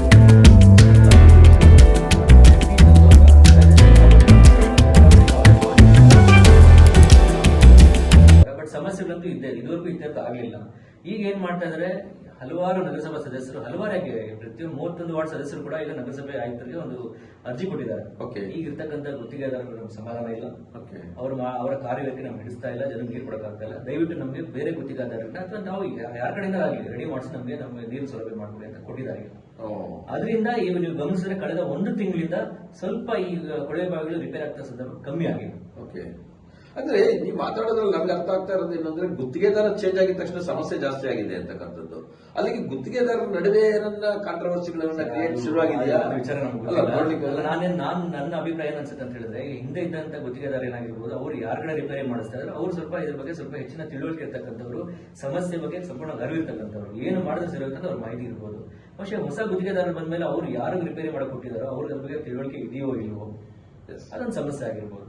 ಮತ್ತೆ ಇನ್ನೂ ಒಂದು ವಿಚಾರ ಹೇಳ್ಬೇಕಂತ ಹೇಳಿದ್ರೆ, ಈಗ ಸುಮಾರು ಹಲವಾರು ವರ್ಷಗಳಿಂದ ಈ ಮೋಟರ್ ಓಡ್ತಾನೆ ಇದೆ ಕೊಳವೆ ಬಾವಿಗಳು. ಯಾಕಂದ್ರೆ ಕೆಲವು ಕಡೆ ಅಂತೂ ದಿನದಲ್ಲಿ ಒಂದು 20 ಗಂಟೆ ಆದ್ರೂ ಒಂದು ಬೋರ್ ಮೋಟರ್ ಓಡುತ್ತೆ. ಅಂತ ಸಂದರ್ಭಗಳಲ್ಲಿ ಅದು ಹಾಳಾಗುವ ಸಂದರ್ಭಗಳು ಜಾಸ್ತಿ ಇರುತ್ತೆ. ಈಗ ಯಾವ ಪರಿಸ್ಥಿತಿ ಬಂದಿದೆ ಅಂತ ಹೇಳಿದ್ರೆ, ಶಿಡ್ಲಘಟ್ಟದಲ್ಲಿ 127 ಬೋರ್ ಇರ್ತಕ್ಕಂಥ ಕೊಳವೆ ಬಾವಿಗಳು, ಅದರಲ್ಲಿ 97 ಕೊಳವೆ ಬಾವಿಗಳು ಹಾಲಿ ಕಾರ್ಯನಿರ್ವಹಿಸ್ತಾ ಇದೆ. ಈಗ 97 ಪಂಪು ಮೋಟರ್ ಕೂಡ ಬದಲಾಯಿಸಬೇಕಾಗಿರುವ ಸಂದರ್ಭ ಬಂದಿದೆ. ಯಾಕಂದ್ರೆ 127ರಲ್ಲಿ 97 ಬದಲಾಯಿಸಲೇಬೇಕಿದೆ. ಅಲ್ಲಿಗೆ ನಿಮಗೆ ಉಳ್ಕೊಳ್ತಕ್ಕಂಥದ್ದು 30 ಅಷ್ಟೇ, ಸ್ವಲ್ಪ ಹೆಚ್ಚು. ಅದ್ರ ಬಹುಶಃ ನೀರು ಇಲ್ಲದೆ ಆಗಿರ್ಬೋದು, ಮತ್ತೊಂದು ಸಮಸ್ಯೆ ಅದು ಕೂಡ ಸ್ಕ್ಯಾನಿಂಗ್ ಮಾಡಿ ಬಹುಶಃ ಅದಕ್ಕೆ ಬಿಡ್ಬೇಕಾದ್ರೆ ಅದಕ್ಕೆ ಬಿಡಬೇಕಾಗುತ್ತೆ. ಇಷ್ಟು ಮಾಡಿದ್ರೆ ನೀರಿನ ಸಮಸ್ಯೆ ಸಾಕಷ್ಟು ಮಟ್ಟಿಗೆ ನಿವಾರಣೆ ಆಗುತ್ತೆ. ಸರ್, ಇಷ್ಟು ಮಾತುಗಳ ಮಧ್ಯೆ ನನಗೊಂದು ಕುತೂಹಲ, ಈ ನೀರಿಗೋಸ್ಕರನೇ ನಗರಸಭೆಯಲ್ಲಿ ಎಷ್ಟು ಖರ್ಚು ಮಾಡ್ತಾ ಇದ್ದಾರೆ ಸರ್ ಪ್ರತಿ ತಿಂಗಳು? ಅಂದ್ರೆ ಪಂಪು ಮೋಟರ್ಗಳಿರ್ಬೋದು, ಕೇಬಲ್ ಇರ್ಬೋದು, ಇನ್ನೊಂದು ಮೈಂಟೆನೆನ್ಸ್ ಇರ್ಬೋದು, ಅಥವಾ ಸ್ಯಾಲರಿ ಇರ್ಬೋದು, ಈ ತರದಲ್ಲಿ. ಸರ್ ಈಗ ನೋಡಿ, ನಿಮ್ಗೆ ಹೇಳಿದಂಗೆ ಪಂಪು ಮೋಟರ್ ರಿಪೇರಿಗೆ ಆಗಲಿ ಇವಾಗ ಹಾಲಿ ಹಿಂದೆ ಇರ್ತಕ್ಕಂಥವ್ರಿಗೆ ಸುಮಾರು 30 ಲಕ್ಷ ರೂಪಾಯಿ ನಾವು ಬಾಕಿ ಇದ್ದೀವಿ. ಈಗ ಇರ್ತಕ್ಕಂಥ ಗುತ್ತಿಗೆದಾರರಿಗೂ ಒಂದು 30 ಲಕ್ಷವರೆಗೂ ನಾವು ಬಾಕಿ ಇದ್ದೀವಿ. ಇದಾದ್ಮೇಲೆ ನಗರಸಭೆ ಕಡೆಯಿಂದ ಮಾಡ್ತಕ್ಕಂಥ ಈ ಒಂದು ರಿಪೇರಿಗಳಾಗಿರ್ಬೋದು, ಏನು ಪೈಪ್ಲೈನ್ ಆಗಿರ್ಬೋದು, ಗೇಟ್ ವಾಲ್ ಆಗಿರ್ತಕ್ಕಂಥದ್ದು ಅಂಥವು ಸುಮಾರು ಒಂದು 30ರಿಂದ 40 ಲಕ್ಷವರೆಗೂ ಇದೆ. ಹೆಚ್ಚು ಕಮ್ಮಿ 1 ಕೋಟಿ ರೂಪಾಯಿ ಇದೇ ವಿಚಾರಕ್ಕೆ ನಾವು ಪೆಂಡಿಂಗ್ ಇಟ್ಕೊಂಡಿದ್ದೀವಿ. ಅನುದಾನ ಸಿಗ್ತಾ ಇದೆ ಸರ್ ಇಷ್ಟು ನಿಮಗೆ? ಸರ್, ಅನುದಾನ ವಿಚಾರಗಳಲ್ಲಿ ನೋಡಿ, ಅನುದಾನ ಬಂದಿತ್ತು, ಕೆಲವು ಕಡೆ ಆಗಿದೆ ಕೂಡ, ಕೆಲವು ಕಡೆ ಕೆಲಸಗಳಾಗಲಿಲ್ಲ. ಇಲ್ಲಿ ಏನಾಗಿದೆ ಅಂತ ಹೇಳಿದ್ರೆ, ಒಂದು ಹೊಂದಾಣಿಕೆಯ ಸಮಸ್ಯೆ ಕೂಡ ಇದೆ. ಯಾವಾಗ ಜನಪ್ರತಿನಿಧಿಗಳು ಮತ್ತು ಅಧಿಕಾರವಂತರು ಇಬ್ರು ಸಮನ್ವಯದಿಂದ ಕೆಲಸ ಮಾಡ್ತಾರೆ, ಆಗ ಎಲ್ಲ ಕೆಲಸಗಳು ಸುಸೂತ್ರವಾಗಿ ಸಾಗುತ್ತೆ. ಇಲ್ಲಿ ನೀನಾ ನಿಂತ್ಕೊಂಡಾಗ ಏನಾಗುತ್ತೆ ಅಂತ ಹೇಳಿದ್ರೆ, ಈ ಇಬ್ಬರು ಜನರಲ್ಲಿ ಕೂಸು ಹೊಡೋದು ನನಗೆ ಜನರಿಗೆ ಸಮಸ್ಯೆ ಆಗುತ್ತೆ. ಅದು ನಾನು ಯಾವಾಗಲೂ ನಾನು ಪ್ರಸ್ತಾಪ ಮಾಡೋದು, ನಾವು ಗೆಲ್ಲೋವರೆಗೂ ರಾಜಕೀಯ, ಗೆದ್ಮೇಲೆ ನಾವೆಲ್ಲ ಒಂದಿದ್ದು ನಮ್ಮ ಊರು. ನಾವು ನಗರಸಭೆ ನಾವು ಮೀಟಿಂಗ್ ಅಲ್ಲಿ ಪ್ರಸ್ತಾಪ ಮಾಡ್ಬೇಕಾದ್ರೆ ನನ್ನ ವಾರ್ಡ್ ನಿಮ್ಮ ವಾರ್ಡ್ ಅಲ್ಲ, ನಮ್ಮ ಊರಿಗೆ ಏನಾಗ್ತಾ ಇದೆ ಇದ್ರ ಬಗ್ಗೆ ನಾವು ಚರ್ಚೆ ಮಾಡಿದ್ರೆ ಇವತ್ತು ಈ ಪರಿಸ್ಥಿತಿ ಬರ್ತಾ ಇಲ್ಲ ಅಂತ ನನ್ನ ಅಭಿಪ್ರಾಯ. ಎಲ್ಲಿ ಉಟ್ಕೊಂಡಿದೆ ಸರ್ ಈ ಕಿಡಿ? ಅಂದ್ರೆ ಕೋಆರ್ಡಿನೇಷನ್ ಕೊರತೆ ಎಲ್ಲಿ ಉಟ್ಕೊಂಡಿದೆ ಅಂತ ಸರ್? ಆಗಿರುವ ಏನಾಗುತ್ತೆ ನೋಡಿ, ಇವಾಗ ಹಾಲಿ ಅಧ್ಯಕ್ಷರಿದ್ದಾರೆ, ಉಪಾಧ್ಯಕ್ಷರಿದ್ದಾರೆ, ಮತ್ತೆ ಹಿಂದೆನೂ ಇದ್ರು. ಅಂದ್ರೆ ಏನಾಗುತ್ತೆ ಅಂತ ಹೇಳಿದ್ರೆ, ಕೆಲವರು ಇದರಲ್ಲಿ ಹಿರಿಯರು ಇರ್ತಾರೆ, ಇನ್ನು ಕೆಲವರು ಹೊಸದಾಗಿ ಬಂದಿರ್ತಾರೆ. ಅವ್ರು ಹೇಳ್ತಾರೆ ನಮ್ಮ ಒಂದು ಹಣದಿಂದ ಹೋಗಬೇಕಾಗುತ್ತೆ ಅಥವಾ ನಮ್ಮ ಒಂದು ಆದೇಶ ಮೇಲೆ ಅಭಿಪ್ರಾಯದಿಂದ ಹೋಗ್ಬೇಕಂತ ಕೆಲವರು ಹೇಳ್ತಾರೆ. ಕೆಲವು ಇವಾಗ ಹೊಸದಾಗಿ ಆಯ್ಕೆ ಬಂದಿರ್ತಕ್ಕಂಥವ್ರು ಅಥವಾ ಇನ್ನು ಕೆಲವರು ನಮ್ದು ನಡಿಬೇಕು ಅಂತ ಹೇಳ್ಕೊಳ್ತಾರೆ. ಅವಾಗ ಏನಾಗುತ್ತೆ, ಈ ಒಂದು ವೈಮನಸ್ಸು ಬಂದಾಗ ಇದರ ಸಮಸ್ಯೆ ಹುಟ್ಟುತ್ತೆ. ನೀವು ಮಾತಾಡ್ತಾ ಅಂದ್ರೆ ನನ್ನ ಉದ್ದೇಶ ಇರ್ತಕ್ಕಂಥದ್ದೇ ಕುಡಿಯೋ ನೀರು, ದೀಪ, ಸ್ವಚ್ಛತೆ, ಈ ಮೂರಕ್ಕೂ ಬಹಳಷ್ಟು ಅನುದಾನ ಬೇಕು ನಾವು ನೋಡೋದಕ್ಕೆ ಹೋದಂತ ಸಂದರ್ಭದಲ್ಲಿ. ಈ ಅನುದಾನವನ್ನು ತರೋದ್ರಲ್ಲಿ ನಗರಸಭಾ ಸದಸ್ಯರನ್ನ ನಾವು ಕೇಳೋಣ ಅಂದ್ರೆ ಬಾಡಿ ಇಲ್ಲ. ಈ 5 ವರ್ಷಗಳ ಅಂದ್ರೆ 4 ವರ್ಷಗಳ ಅಧಿಕಾರಾವಧಿನಲ್ಲಿ ಒಂದು ಬಾಡಿ ಇತ್ತು. ಆ ಬಾಡಿ ಏನಾದ್ರು ಕೆಲಸ ಮಾಡ್ತಾ ಸರ್? ಬಾಡಿ ಕೆಲಸ ಮಾಡಬೇಕು ಅಂತ ಸಾಕಷ್ಟು ಪ್ರಯತ್ನಗಳಾಯಿತು. ಆದರೆ ಅಲ್ಲಿ ಆಂತರಿಕ ಕಲಹಗಳು, ಗೊಂದಲಗಳಿಂದ ಸಾಕಷ್ಟು ಸಭೆಗಳು ನಡೆಯಲಿಲ್ಲ. ತಮ್ಮ ಗಮನ ಕೂಡ ಇದೆ. ಆ ಒಂದು ಆರೋಗ್ಯಪೂರ್ಣವಾದ ಒಂದು ಚರ್ಚೆ ಆಗಿದ್ದಲ್ಲಿ ಹಲವಾರು ಸಮಸ್ಯೆಗಳು ಅಲ್ಲೇ ಇತ್ಯರ್ಥಗಳು ಆಗ್ತಾ ಇತ್ತು. ಅಲ್ಲಿ ಒಂದು ಅದೇ ನಾನು ಹೇಳಿದಂಗೆ ವೈಮನಸ್ಸುಗಳು, ಈ ಒಂದು ಸಮಸ್ಯೆಗಳಿಂದ ಸಾಕಷ್ಟು ಒಂದು ಡೆವಲಪ್ಮೆಂಟ್ಸ್ ಆಗಿಲ್ಲ ಅಂತ ನನ್ನ ಅಭಿಪ್ರಾಯ. ಅಲ್ಲ, ನಾವು ನೋಡ್ಲಿಕ್ಕೆ ಹೋದ ಸಂದರ್ಭದಲ್ಲಿ ಬಹುತೇಕ ಆರೋಪಗಳು ವಿರೋಧ ಪಕ್ಷದ ಮೇಲೆ, ಅಂದ್ರೆ ನಿಮ್ಮ ಅಧಿಕಾರ ಅಂದ್ರೆ ನೀವು ಕಾಂಗ್ರೆಸ್ನಲ್ಲಿ ಚುನಾಯಿತರಾಗಿರ್ತಕ್ಕಂಥವ್ರು, ಆಡಳಿತ ಇದ್ದಿದ್ದು ಜೆಡಿಎಸ್ ಅವರು ಮೀಟಿಂಗ್ ಮಾಡಬೇಕು ಅಂದ್ರೆ ಮೀಟಿಂಗ್ ಮಾಡೋದಕ್ಕೆ ಅವಕಾಶ ಕೊಡ್ತಾ ಇರಲಿಲ್ಲ ಅನ್ನತಕ್ಕಂಥ ಆರೋಪಗಳು ಕೂಡ ಇದಾವೆ. ಹಾಗಾಗಿ ಅನುದಾನ ತರಕ್ಕಾಗಲಿಲ್ಲ ನಮ್ಮ ಕೈಯಲ್ಲಿ ಅನ್ನೋಂಥ ಅಸಹಾಯಕತೆ ಅವರಿಂದ ಇದೆ. ಅದು ನಿಜಾನ ಸರ್? ಕೆಲವು ವಿಚಾರಗಳಲ್ಲಿ ಅದರ ಆಗಿದಂತೂ ವಾಸ್ತವಾಂಶನೇ. ಆದ್ರೆ ಆ ರೀತಿ ಆಗೋದಕ್ಕೆ ಹಲವಾರು ಕಾರಣ ಇರ್ತವೆ ಅಲ್ವಾ? ಆದ್ರೂ ಕೂಡ ನಾವು ಅಲ್ಲಿ ಹೋಗ್ಲಿಲ್ಲ ಬರಲ್ಲ ಅಂದ್ರೂ ಕೂಡ ಯಾವುದೇ ಸಭೆ ನಿಲ್ಲಿಲ್ಲ. ಅಲ್ಲಿರ್ತಕ್ಕಂಥ ಅಷ್ಟು ಜನ ನಮ್ಮ ಪೂರ್ಣ ಬಹುಮತ ಇದೆ ಅಂತ ಹೇಳಿ ಮಾಡಿದ್ದಾರೆ. ಓಕೆ, ಯಾವುದೇ ಸಭೆ ನಿಲ್ಲಿಲ್ಲ ನಾವಿಲ್ಲ ಅಂತ ಹೇಳಿ. ಓಕೆ, ಆದ್ರೂ ಕೂಡ ರೂಲಿಂಗ್ ಗವರ್ಮೆಂಟ್ ಅವಾಗಿದ್ದು ನಿಮ್ಮದೇ, MLA ಇದ್ದಿದ್ದು ನಿಮ್ಮವರೇ. ಆ ಒಂದು ಹಿಡಿತ ಇಟ್ಕೊಂಡು ಸಭೆಗಳಲ್ಲಿ ಅನುಮೋದನೆ ಕೊಡೋದಕ್ಕೆ ನೀವು ಇದ್ದೇ ನೋಡಿದ್ರಿ. ಸಭೆಗಳು ನಡೆದಿರೋ ರೀತಿಯಲ್ಲಿ ಗಲಾಟೆಗಳು ಮಾಡಿದ್ರಿ, ಸಭೆಗಳೇ ಮಾಡಿಸ್ಲಿಲ್ಲ. ಇದೆಲ್ಲ ನಿಜನಾ ಅಥವಾ ಒಂದು ತಪ್ಪಿಸ್ಕೊಳ್ತಕ್ಕಂಥ ಹುನ್ನಾರ ನಾವು? ಸರ್, ಆತರ ಇವಾಗ ಎರಡು ಕಡೆ ಸರ್ ಒಂದು ಚಪ್ಪಾಳೆ ಶಬ್ದ ಬರ್ಬೇಕಂದ್ರೆ ಒಂದು ಕಡೆಯಿಂದ ಆಗ್ತಕ್ಕಂಥ ಕೆಲಸ. ಎರಡು ಕಡೆಯಿಂದ, ಆ ಕಡೆ ಇವಾಗ ಅವರೆಲ್ಲ ಸರಿ ಇಲ್ಲ, ನಾವೆಲ್ಲ ಸರಿ, ತಪ್ಪಾಗುತ್ತೆ. ನಮ್ಮ ಕಡೆನೂ ಸಮಸ್ಯೆ ಇರುತ್ತೆ, ಅವ್ರ ಕಡೆ ಸಮಸ್ಯೆ ಇರುತ್ತೆ. ಇಬ್ರು ಕೂತ್ಕೊಂಡು ವಿಚಾರ ಮಾಡಿ ಮಾಡ್ಕೋಬಹುದಾಗಿತ್ತು. ಆದ್ರೆ ಏನಾಗಿದೆ, ಒಣ ಪ್ರತಿಷ್ಠೆ ಅಡ್ಡ ಬಂತು. ನಾನು ಯಾಕೆ ಅಂತ ಅದರಿಂದ ಈ ಸಮಸ್ಯೆ ಆಗ್ಬಿಟ್ಟಿದೆ. ನಾನು ಹಲವಾರು ಸಾಕಷ್ಟು ಪ್ರಯತ್ನ ಮಾಡಿದೆ ಇದನ್ನ ಸರಿಪಡಿಸ್ಬೇಕಂತ ಹೇಳಿ. ಅದು ನಮ್ಮನ್ನ ಮೀರಿರ್ತಕ್ಕಂಥ ಶಕ್ತಿ ಆಗಿರೋದ್ರಿಂದ ಅದು ಸಫಲ ಆಗಲಿಲ್ಲ. ಹೌದು, ಯಾಕಂದ್ರೆ ನೀವೊಬ್ಬ ಹೈಲಿ ಎಜುಕೇಟೆಡ್ ಕೂಡ, ಜೊತೆಗೆ ಸಾಮಾಜಿಕ ಕಳಕಳಿ ಇರ್ತಕ್ಕಂಥವ್ರು ಕೂಡ. ನಿಮಗೆ ಇಂಥ ಸಂದರ್ಭಗಳಲ್ಲಿ ಎಷ್ಟು ಮಾತ್ರ ನೋವಾಯ್ತು ಸರ್? ಬಹಳಷ್ಟು ನೋವಾಯ್ತು ಸರ್. ಯಾಕೆ ಅಂತ ಹೇಳಿದ್ರೆ ಕೂತ್ಕೊಂಡಾಗ ಏನಾಗುತ್ತೆ ಹೇಳಿದ್ರೆ, ನಾವು ಬಂದಿರ್ತಕ್ಕಂಥ ನಮ್ಮ ಜನರಿಗೆ ಮಾತು ಕೊಟ್ಟಿದ್ವಿ, ನಿಮಗೆ ಮೂಲಭೂತ ಸೌಕರ್ಯಗಳು ಕೊಡ್ತೀವಿ, ನಮ್ಮ ಕೆಲ ಏನೇನು ನಾವು ಆಶ್ವಾಸನೆಗಳೆಲ್ಲ ಈಡೇರಿಸ್ತೀವಿ ಅಂತ ಹೇಳಿ. ಅಲ್ಲಿ ನಾವು ಕೊಟ್ಟಿರೋ ಆಶ್ವಾಸನೆಗಳಿಗೂ ಇಲ್ಲಿ ನಡೀತಾ ಇರೋದಕ್ಕೂ ಅಜಗಜಾಂತರ ಇದೆ. ಬಹಳಷ್ಟು ನೋವಾಗುತ್ತೆ. ಹೌದು, ಇದು ಪ್ರತಿಯೊಬ್ಬ ಸದಸ್ಯರಿಗೂ ನೋವು ಶುರು ಮಾಡಿರುತ್ತೆ ಅಲ್ವಾ ಸಾಮಾನ್ಯವಾಗಿ? ಸರ್, ಇಲ್ಲಿ ನೋಡಿ 31 ಜನಕ್ಕೂ ಈ ನೋವು ಇರುತ್ತೆ. ಮೇಲ್ಗಡೆ ಅವ್ರು ಹೇಳ್ಕೊಂಡೇ ಇರ್ಬೋದು. ಇದು ನಿಮ್ಗೆ ಈ 5 ವರ್ಷದ ಅಧಿಕಾರದ ಅವಧಿನಲ್ಲಿ ಎಲ್ಲಾದ್ರೂ ಒಂದ್ ಕಡೆ ಕಾಣಿಸ್ಕೊಂತ ಸರ್ ನಿಮ್ಗೆ? ಸರ್, ಅದು 5 ವರ್ಷದ ಅವಧಿಯಲ್ಲಿ ಎಂದೂ ಕಾಣಿಸಿಲ್ಲ. ಇತ್ತೀಚೆಗಂತೂ ಅದು ಅನಿಸ್ತಾ ಇದೆ. ಜನಸಾಮಾನ್ಯರು ಕೂಡ ಮಾತಾಡ್ಕೊಂತ ಇದ್ದಾರೆ. ಆದ್ರೆ ಯಾವುದೇ ಮಾಹಿತಿ ಇಲ್ಲ, ಅದಕ್ಕೆ ನಾವು ಮಾತಾಡಬಾರ್ದು. ಬಹುಶಃ ಆಗಿದೆಯೋ ನಮ್ಗೆ ಗೊತ್ತಿಲ್ಲ ವಿಚಾರ. ಬಟ್ ಸಮಸ್ಯೆಗಳಂತೂ ಇದೆ, ಇದುವರೆಗೂ ಇತ್ಯರ್ಥ ಆಗ್ಲಿಲ್ಲ. ಈಗ ಏನ್ ಮಾಡ್ತಾ ಇದಾರೆ, ಹಲವಾರು ನಗರಸಭಾ ಸದಸ್ಯರು, ಹಲವಾರು ಪ್ರತಿಯೊಂದು 31 ವಾರ್ಡ್ ಸದಸ್ಯರು ಕೂಡ ಈಗ ನಗರಸಭೆ ಆಯುಕ್ತರಿಗೆ ಒಂದು ಅರ್ಜಿ ಕೊಟ್ಟಿದ್ದಾರೆ. ಈಗ ಇರ್ತಕ್ಕಂಥ ಗುತ್ತಿಗೆದಾರರು ನಮ್ಗೆ ಸಮಾಧಾನ ಇಲ್ಲ, ಅವರ ಕಾರ್ಯಕ್ಕೆ ನಮ್ಗೆ ಹಿಡಿಸ್ತಾ ಇಲ್ಲ, ಜನಕ್ಕೆ ನೀರು ಕೊಡಕ್ಕಾಗ್ತಾ ಇಲ್ಲ. ದಯವಿಟ್ಟು ನಮಗೆ ಬೇರೆ ಗುತ್ತಿಗೆದಾರರನ್ನ ಅಥವಾ ನಾವು ಯಾರ ಕಡೆಯಿಂದ ಆಗಲಿ ರೆಡಿ ಮಾಡಿಸಿ ನಮಗೆ ನೀರು ಸೌಲಭ್ಯ ಮಾಡ್ಕೊಡಿ ಅಂತ ಕೊಟ್ಟಿದ್ದಾರೆ. ಅದರಿಂದ ಈಗ ನೀವು ಗಮನಿಸಿದ್ರೆ ಕಳೆದ 1 ತಿಂಗಳಿಂದ ಸ್ವಲ್ಪ ಈ ಕೊಳವೆ ಬಾವಿಗಳು ರಿಪೇರ್ ಆಗ್ತಾ ಸಂದರ್ಭ ಕಮ್ಮಿ ಆಗಿದೆ. ಅಂದ್ರೆ ನೀವು ಮಾತಾಡೋದ್ರಲ್ಲಿ ನಮ್ಗೆ ಅರ್ಥ ಆಗ್ತಾ ಇರೋದು ಏನಂದ್ರೆ, ಗುತ್ತಿಗೆದಾರ ಚೇಂಜ್ ಆಗಿದ ತಕ್ಷಣ ಸಮಸ್ಯೆ ಜಾಸ್ತಿ ಆಗಿದೆ ಅಂತಕ್ಕಂಥದ್ದು. ಅಲ್ಲಿಗೆ ಗುತ್ತಿಗೆದಾರರ ನಡುವೆ ಏನನ್ನ ಕಾಂಟ್ರವರ್ಸಿಗಳನ್ನ ಕ್ರಿಯೇಟ್ ಶುರುವಾಗಿದೆಯಾ? ನನ್ನ ಅಭಿಪ್ರಾಯ ಏನ್ ಅನ್ಸುತ್ತೆ ಅಂತ ಹೇಳಿದ್ರೆ, ಹಿಂದೆ ಇದ್ದಂತ ಗುತ್ತಿಗೆದಾರ ಏನಾಗಿರ್ಬೋದು, ಅವ್ರು ಯಾರ ಕಡೆ ರಿಪೇರಿ ಮಾಡಿಸ್ತಾ ಇದ್ದಾರೆ, ಅವ್ರು ಸ್ವಲ್ಪ ಇದ್ರ ಬಗ್ಗೆ ಸ್ವಲ್ಪ ಹೆಚ್ಚಿನ ತಿಳುವಳಿಕೆ ಇರ್ತಕ್ಕಂಥವ್ರು, ಸಮಸ್ಯೆ ಬಗ್ಗೆ ಸಂಪೂರ್ಣ ಅರಿವಿರ್ತಕ್ಕಂಥವ್ರು, ಏನು ಮಾಡಿದ್ರೆ ಸರಿ ಅಂತ ಅವ್ರ ಮಾಹಿತಿ ಇರ್ಬೋದು. പക്ഷേ ಹೊಸ ಗುತ್ತಿಗೆದಾರರು ಬಂದ್ಮೇಲೆ ಅವ್ರು ಯಾರು ರಿಪೇರಿ ಮಾಡಕ್ ಕೊಟ್ಟಿದಾರೋ ಅವ್ರ ಬಗ್ಗೆ ತಿಳುವಳಿಕೆ ಇದೆಯೋ ಇಲ್ವೋ, ಅದೊಂದು ಸಮಸ್ಯೆ ಆಗಿರ್ಬೋದು. ಮತ್ತೆ ಇನ್ನೂ ಒಂದು ವಿಚಾರ ಹೇಳ್ಬೇಕಂತ ಹೇಳಿದ್ರೆ, ಈಗ ಸುಮಾರು ಹಲವಾರು ವರ್ಷಗಳಿಂದ ಈ ಮೋಟರ್ ಓಡ್ತಾನೆ ಇದೆ ಕೊಳವೆ ಬಾವಿಗಳು. ಯಾಕಂದ್ರೆ ಕೆಲವು ಕಡೆ ಅಂತೂ ದಿನದಲ್ಲಿ ಒಂದು 20 ಗಂಟೆ ಆದ್ರೂ ಒಂದು ಬೋರ್ ಮೋಟರ್ ಓಡುತ್ತೆ. ಅಂತ ಸಂದರ್ಭಗಳಲ್ಲಿ ಅದು ಹಾಳಾಗುವ ಸಂದರ್ಭಗಳು ಜಾಸ್ತಿ ಇರುತ್ತೆ. ಈಗ ಯಾವ ಪರಿಸ್ಥಿತಿ ಬಂದಿದೆ ಅಂತ ಹೇಳಿದ್ರೆ, ಶಿಡ್ಲಘಟ್ಟದಲ್ಲಿ 127 ಬೋರ್ ಇರ್ತಕ್ಕಂಥ ಕೊಳವೆ ಬಾವಿಗಳು, ಅದರಲ್ಲಿ 97 ಕೊಳವೆ ಬಾವಿಗಳು ಹಾಲಿ ಕಾರ್ಯನಿರ್ವಹಿಸ್ತಾ ಇದೆ. ಈಗ 97 ಪಂಪು ಮೋಟರ್ ಕೂಡ ಬದಲಾಯಿಸಬೇಕಾಗಿರುವ ಸಂದರ್ಭ ಬಂದಿದೆ. ಯಾಕಂದ್ರೆ 97 ಬದಲಾಯಿಸಲೇಬೇಕಿದೆ. ಅಲ್ಲಿಗೆ ನಿಮಗೆ ಉಳ್ಕೊಳ್ತಕ್ಕಂಥದ್ದು 30 ಅಷ್ಟೇ, ಸ್ವಲ್ಪ ಹೆಚ್ಚು. ಅದ್ರ ಬಹುಶಃ ನೀರ್ ಇಲ್ಲದೆ ಆಗಿರ್ಬೋದು, ಮತ್ತೊಂದು ಸಮಸ್ಯೆ ಅದು ಕೂಡ ಸ್ಕ್ಯಾನಿಂಗ್ ಮಾಡಿ ಬಹುಶಃ ಅದಕ್ಕೆ ಬಿಡ್ಬೇಕಾದ್ರೆ ಅದಕ್ಕೆ ಬಿಡಬೇಕಾಗುತ್ತೆ. ಇಷ್ಟು ಮಾಡಿದ್ರೆ ನೀರಿನ ಸಮಸ್ಯೆ ಸಾಕಷ್ಟು ಮಟ್ಟಿಗೆ ನಿವಾರಣೆ ಆಗುತ್ತೆ. ಸರ್, ಇಷ್ಟು ಮಾತುಗಳ ಮಧ್ಯೆ ನನಗೊಂದು ಕುತೂಹಲ, ಈ ನೀರಿಗೋಸ್ಕರನೇ ನಗರಸಭೆಯಲ್ಲಿ ಎಷ್ಟು ಖರ್ಚು ಮಾಡ್ತಾ ಇದ್ದಾರೆ ಸರ್ ಪ್ರತಿ ತಿಂಗಳು? ಅಂದ್ರೆ ಪಂಪು ಮೋಟರ್ಗಳಿರ್ಬೋದು, ಕೇಬಲ್ ಇರ್ಬೋದು, ಇನ್ನೊಂದು ಮೈಂಟೆನೆನ್ಸ್ ಇರ್ಬೋದು, ಅಥವಾ ಸ್ಯಾಲರಿ ಇರ್ಬೋದು, ಈ ತರದಲ್ಲಿ ಸರ್ ಈಗ ನೋಡಿ, ನಿಮ್ಗೆ ಹೇಳ್ದಂಗೆ ಈ ಪಂಪು ಮೋಟರ್ ರಿಪೇರಿಗೆ ಆಗಲಿ, ಇವಾಗ ಹಾಲಿ ಹಿಂದೆ ಇರ್ತಕ್ಕಂಥವ್ರಿಗೆ ಸುಮಾರು 30 ಲಕ್ಷ ರೂಪಾಯಿ ನಾವು ಬಾಕಿ ಇದ್ದೀವಿ. ಈಗಿರ್ತಕ್ಕಂಥ ಗುತ್ತಿಗೆದಾರರಿಗೂ ಒಂದು 30 ಲಕ್ಷ ರೂಪಾಯಿ ನಾವು ಬಾಕಿ ಇದ್ದೀವಿ. ಇದಾದ್ಮೇಲೆ ನಗರಸಭೆ ಕಡೆಯಿಂದ ಮಾಡ್ತಕ್ಕಂಥ ಈ ಒಂದು ರಿಪೇರಿಗಳಾಗಿರ್ಬೋದು, ಏನು ಪೈಪ್ಲೈನ್ ಆಗಿರ್ಬೋದು, ಗೇಟ್ ವಾಲ್ ಆಗಿರ್ತಕ್ಕಂಥದ್ದು ಅಂಥವು ಸುಮಾರು ಒಂದು 30ರಿಂದ 40 ಲಕ್ಷವರೆಗೂ ಇದೆ. ಹೆಚ್ಚು ಕಮ್ಮಿ 1 ಕೋಟಿ ರೂಪಾಯಿ ಇದೇ ವಿಚಾರಕ್ಕಿಂತ ನಾವು ಪೆಂಡಿಂಗ್ ಇಟ್ಕೊಂಡಿದ್ದೀವಿ.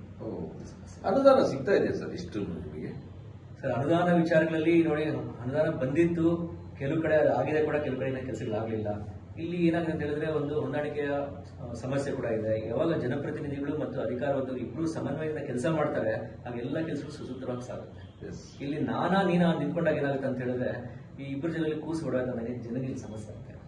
ಅದು ನಾನು ಯಾವಾಗಲೂ ಪ್ರಸ್ತಾಪ ಮಾಡೋದು, ನಾವು ಗೆಲ್ಲೋವರೆಗೂ ರಾಜಕೀಯ, ಗೆದ್ಮೇಲೆ ನಾವೆಲ್ಲ ಒಂದಿದ್ದು ನಮ್ಮ ಊರು.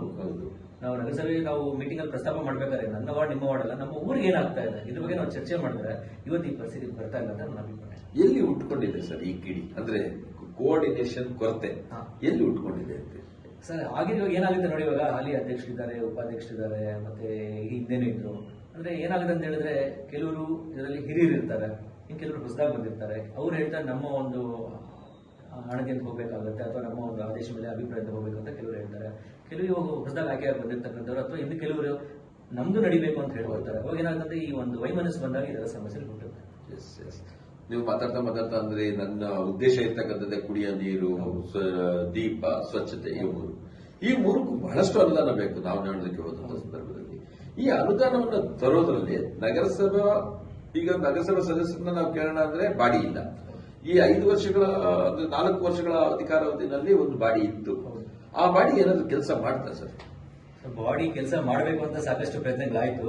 ಆದ್ರೆ ಅಲ್ಲಿ ಆಂತರಿಕ ಕಲಹಗಳು, ಗೊಂದಲಗಳಿಂದ ಸಾಕಷ್ಟು ಸಭೆಗಳು ನಡೆಯಲಿಲ್ಲ. ತಮ್ಮ ಗಮನ ಕೂಡ ಇದೆ. ಆ ಒಂದು ಆರೋಗ್ಯಪೂರ್ಣವಾದ ಒಂದು ಚರ್ಚೆ ಆಗಿದ್ದಲ್ಲಿ ಹಲವಾರು ಸಮಸ್ಯೆಗಳು ಅಲ್ಲೇ ಇತ್ಯರ್ಥಗಳು ಆಗ್ತಾ ಇತ್ತು. ಅಲ್ಲಿ ಒಂದು ಅದೇ ನಾನು ಹೇಳಿದಂಗೆ ವೈಮನಸ್ಸುಗಳು, ಈ ಒಂದು ಸಮಸ್ಯೆಗಳಿಂದ ಸಾಕಷ್ಟು ಒಂದು ಡೆವಲಪ್ಮೆಂಟ್ಸ್ ಆಗಿಲ್ಲ ಅಂತ ನನ್ನ ಅಭಿಪ್ರಾಯ. ಅಲ್ಲ, ನಾವು ನೋಡ್ಲಿಕ್ಕೆ ಹೋದ ಸಂದರ್ಭದಲ್ಲಿ ಬಹುತೇಕ ಆರೋಪಗಳು ವಿರೋಧ ಪಕ್ಷದ ಮೇಲೆ, ಅಂದ್ರೆ ನಿಮ್ಮ ಅಧಿಕಾರ, ಅಂದ್ರೆ ನೀವು ಕಾಂಗ್ರೆಸ್ನಲ್ಲಿ ಚುನಾಯಿತರಾಗಿರ್ತಕ್ಕಂಥವ್ರು, ಆಡಳಿತ ಇದ್ದಿದ್ದು ಜೆಡಿಎಸ್ ಅವರು ಮೀಟಿಂಗ್ ಮಾಡಬೇಕು ಅಂದ್ರೆ ಮೀಟಿಂಗ್ ಮಾಡೋದಕ್ಕೆ ಅವಕಾಶ ಕೊಡ್ತಾ ಇರಲಿಲ್ಲ ಅನ್ನತಕ್ಕಂಥ ಆರೋಪಗಳು ಕೂಡ ಇದಾವೆ. ಹಾಗಾಗಿ ಅನುದಾನ ತರ ಕಾರ್ಯ ಇಲ್ಲ ನಮ್ಮ ಕೈಯಲ್ಲಿ ಅನ್ನುವಂಥ ಅಸಹಾಯಕತೆ ಅವರಿಂದ ಇದೆ. ಅದು ನಿಜ ಸರ್. ಕೆಲವು ವಿಚಾರಗಳಲ್ಲಿ ಅದರ ಆಗಿರೋದು ವಾಸ್ತವಾಂಶನೇ, ಆದ್ರೆ ಆ ರೀತಿ ಆಗೋದಕ್ಕೆ ಹಲವಾರು ಕಾರಣಗಳಿರ್ತವೆ ಅಲ್ವಾ. ಆದ್ರೂ ಕೂಡ ನಾವು ಅಲ್ಲಿ ಹೋಗ್ಲಿಲ್ಲ ಬರಲ್ಲ ಅಂದ್ರೂ ಕೂಡ ಯಾವುದೇ ಸಭೆ ನಿಲ್ಲಿಲ್ಲ. ಅಲ್ಲಿರ್ತಕ್ಕಂಥ ಅಷ್ಟು ಜನ ನಮ್ಮ ಪೂರ್ಣ ಬಹುಮತ ಇದೆ ಅಂತ ಹೇಳಿ ಮಾಡಿದ್ದಾರೆ. ಯಾವುದೇ ಸಭೆ ನಿಲ್ಲಿಲ್ಲ ನಾವಿಲ್ಲ ಅಂತ ಹೇಳಿ. ಓಕೆ. ಆದ್ರೂ ಕೂಡ ರೂಲಿಂಗ್ ಗವರ್ಮೆಂಟ್ ಅವಾಗ ಇದ್ದಿದ್ದು ನಿಮ್ಮದೇ, MLA ಇದ್ದಿದ್ದು ನಿಮ್ಮವರೇ. ಆ ಒಂದು ಹಿಡಿತ ಇಟ್ಕೊಂಡು ಸಭೆಗಳಲ್ಲಿ ಅನುಮೋದನೆ ಕೊಡೋದಕ್ಕೆ ನೀವು ಹಿಂದೆ ನೋಡಿದ್ರಿ. ಸಭೆಗಳು ನಡೆದಿರೋ ರೀತಿಯಲ್ಲಿ ಗಲಾಟೆಗಳು ಮಾಡಿದ್ರಿ, ಸಭೆಗಳೇ ಮಾಡಿಸ್ಲಿಲ್ಲ. ಇದೆಲ್ಲ ನಿಜನಾ ಅಥವಾ ಒಂದು ತಪ್ಪಿಸ್ಕೊಳ್ತಕ್ಕಂಥ ಹುನ್ನಾರ ನಾವು? ಸರ್ ಆತರ ಇವಾಗ ಎರಡು ಕಡೆ ಸರ್ ಚಪ್ಪಾಳೆ ಶಬ್ದ ಬರ್ಬೇಕಂದ್ರೆ ಒಂದು ಕಡೆಯಿಂದ ಆಗ್ತಕ್ಕಂಥ ಕೆಲಸ, ಎರಡು ಕಡೆಯಿಂದ. ಆ ಕಡೆ ಇವಾಗ ಅವರೆಲ್ಲ ಸರಿ ಇಲ್ಲ, ನಾವೆಲ್ಲ ಸರಿ, ತಪ್ಪಾಗುತ್ತೆ. ನಮ್ಮ ಕಡೆನೂ ಸಮಸ್ಯೆ ಇರುತ್ತೆ, ಅವ್ರ ಕಡೆ ಸಮಸ್ಯೆ ಇರುತ್ತೆ. ಇಬ್ರು ಕೂತ್ಕೊಂಡು ವಿಚಾರ ಮಾಡಿ ಮಾಡ್ಕೋಬಹುದಾಗಿತ್ತು. ಆದ್ರೆ ಏನಾಗಿದೆ, ಒಣ ಪ್ರತಿಷ್ಠೆ ಅಡ್ಡ ಬಂತು. ನಾನು ಯಾಕೆ ಅಂತ ಅದರಿಂದ ಈ ಸಮಸ್ಯೆ ಆಗ್ಬಿಟ್ಟಿದೆ. ನಾನು ಹಲವಾರು ಸಾಕಷ್ಟು ಪ್ರಯತ್ನ ಮಾಡಿದೆ ಇದನ್ನ ಸರಿಪಡಿಸ್ಬೇಕಂತ ಹೇಳಿ. ಅದು ನಮ್ಮನ್ನ ಮೀರಿರ್ತಕ್ಕಂಥ ಶಕ್ತಿ ಆಗಿರೋದ್ರಿಂದ ಅದು ಸಫಲ ಆಗಲಿಲ್ಲ.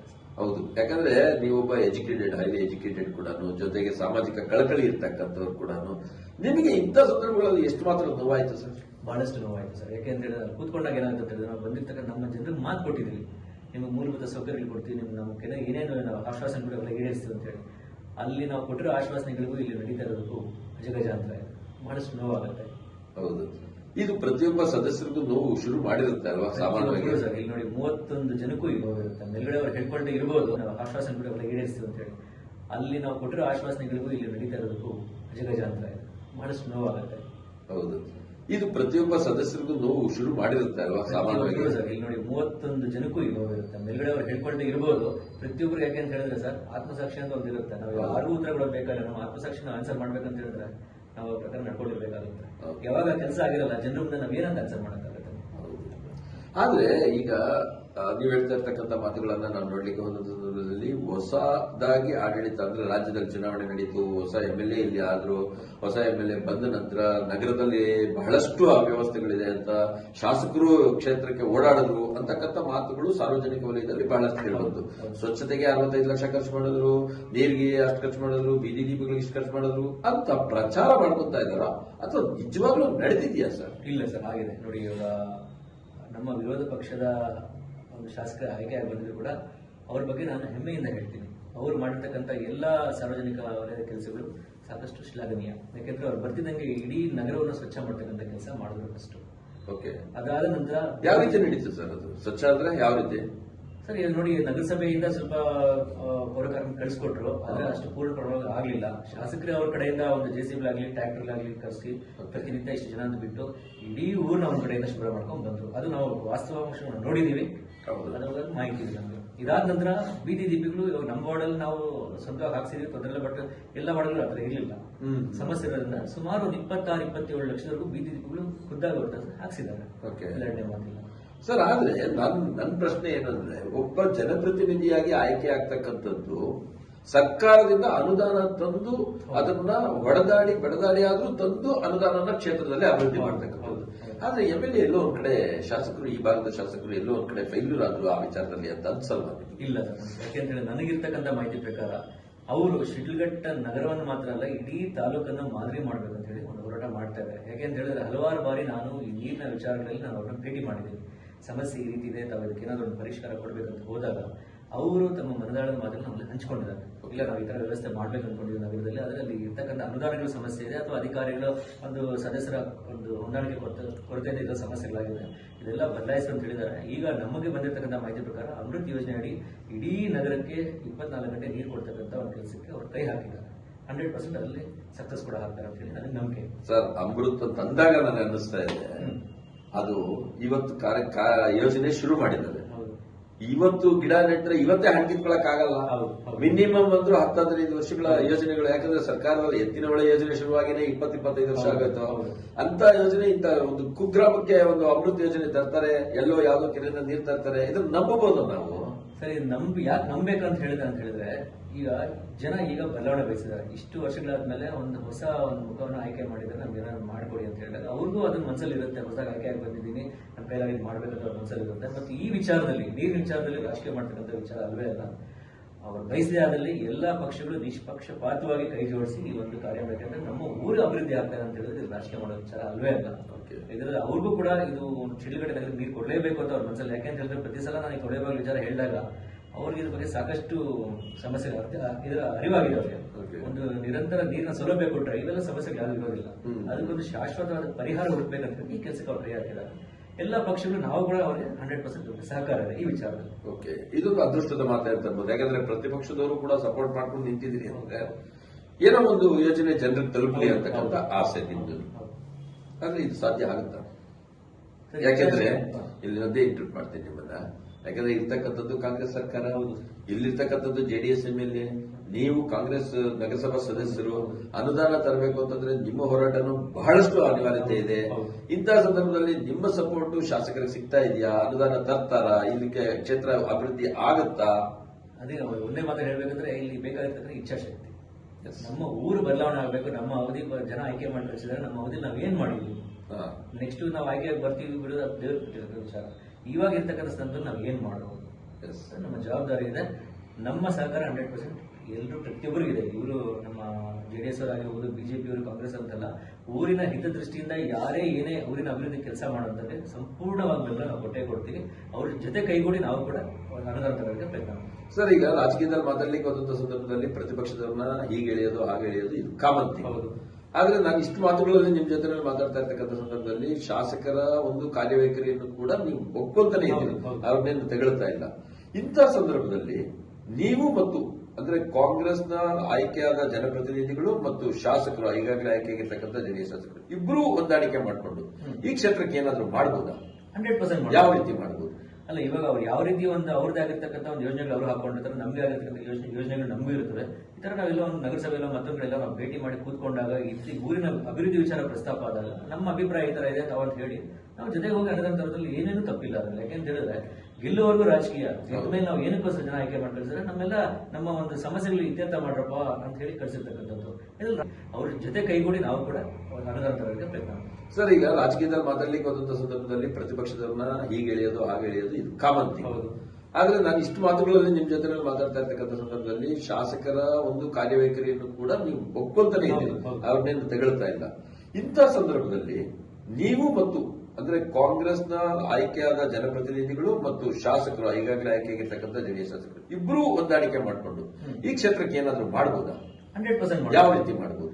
ಅಲ್ಲ, ಇವಾಗ ಅವ್ರು ಯಾವ ರೀತಿ ಒಂದು ಅವ್ರದ್ದೇ ಆಗಿರ್ತಕ್ಕಂಥ ಒಂದು ಯೋಜನೆಗಳು ಅವರು ಹಾಕೊಂಡಿರ್ತಾರೆ, ನಮಗೆ ಆಗಿರ್ತಕ್ಕಂಥ ಯೋಜನೆಗಳು ನಮಗೂ ಇರುತ್ತದೆ.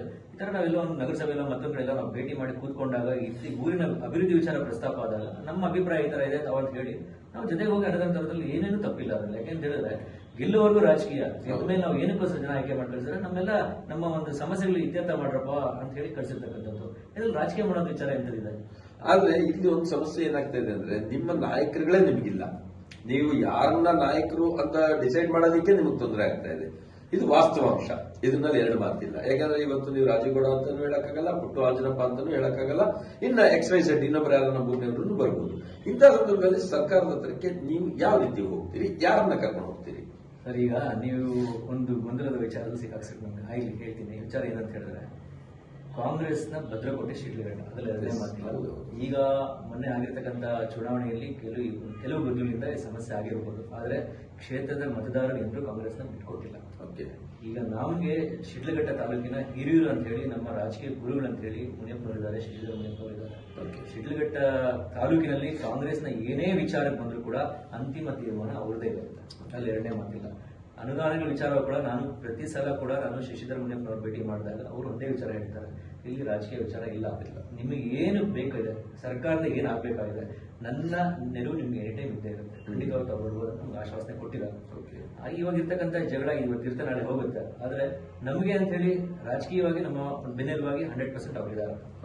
ರಾಜಕೀಯ ಪಕ್ಕಕ್ಕೆ ಇಡೋಣ ಸರ್, ಬೇಡ. ನಮ್ಮ ನಗರದ ಅಭಿವೃದ್ಧಿ ಬಗ್ಗೆ ಮಾತ್ರ ಯೋಚನೆ ಮಾಡೋಣ. ಈಗ ಇಲ್ಲಿರ್ತಕ್ಕಂಥ ನಗರಸಭೆಯ ಸಮಸ್ಯೆಗಳು ಪರಿಹಾರ ಮಾಡಬೇಕಾದ್ರೆ ಏನೆಲ್ಲ ಪ್ಲಾನ್ಸ್ ಅಂದ್ರೆ ಬ್ಲೂ ಪ್ರಿಂಟ್ ಹಾಕೋಬೇಕಾದಂತ ಅನಿವಾರ್ಯತೆ ಇದೆ ಸರ್? ಸರ್, ಮೊದಲಿಗೆ ಒಂದು ಮನೆ ನಡಿಬೇಕಂತ ಹೇಳಿದ್ರೆ ಅದಕ್ಕೆ ಸಂಸಾರ ನಡೆಯೋದಕ್ಕೆ ಏನ್ ಬೇಕು, ರೆವಿನ್ಯೂ ಬೇಕಾಗುತ್ತೆ. ಅದು ನಗರಸಭೆ ಕೂಡ ಒಂದು ಮನೆ ಇರುತ್ತೆ. ಈಗ ಸಮಸ್ಯೆ ಇರ್ತಕ್ಕಂಥ ಅಂತ ಹೇಳಿದ್ರೆ ಇಡೀ ನಗರದಲ್ಲಿ ಒಂದು ಸ್ವಲ್ಪ ಭಾಗದಿಂದ ಮಾತ್ರ ಆದಾಯ ಬರ್ತಾರೆ, ಉಳಿದಿರ್ತಕ್ಕಂಥ ಭಾಗದಿಂದ ಆದಾಯ ನಮ್ಗೆ ಕುಂಠಿತವಾಗಿದೆ.